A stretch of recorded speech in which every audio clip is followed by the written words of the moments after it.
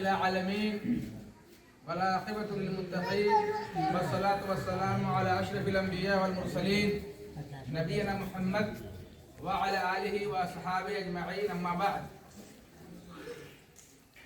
أعوذ بالله من الشيطان الرجيم بسم الله الرحمن الرحيم يا أيها الذين آمنوا كتب عليكم الصيام كما كتب على الذين من قبلكم لعلكم تتقون وقال النبي صلى الله عليه وسلم من صام رمضان إيمانا واحتسابا غفر له ما تقدم من ذنبه.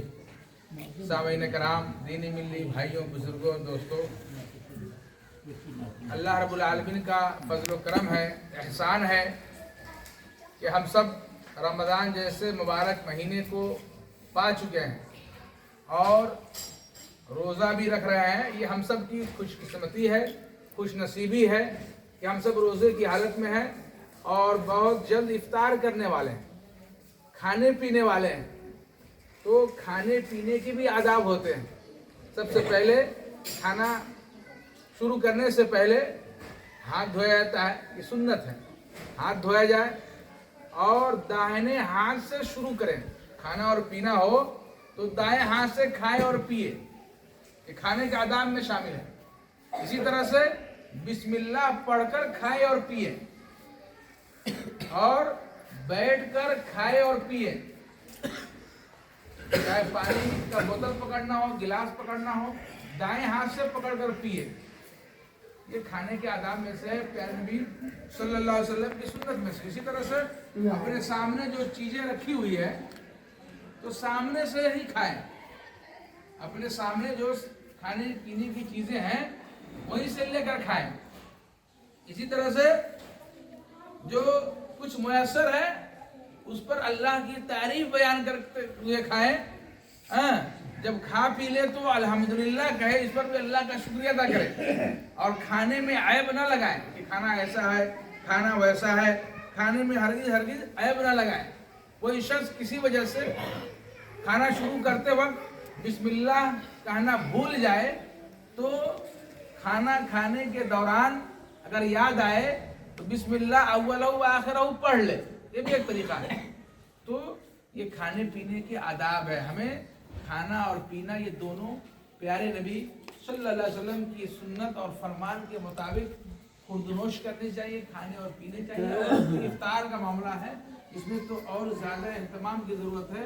इंसान एक सुई होकर और यहाँ भी अल्लाह रब्बुल आलमीन का जिक्र करते हुए खाए और पिए और अभी ये और आप मुसलमानों की मग़फ़िरत के लिए दुआएं करते रहें, विर्द करते रहें, तस्बीह पढ़ते रहें, तकबीर पढ़ते रहें, अल्लाह की बड़ाई बयान करते रहें।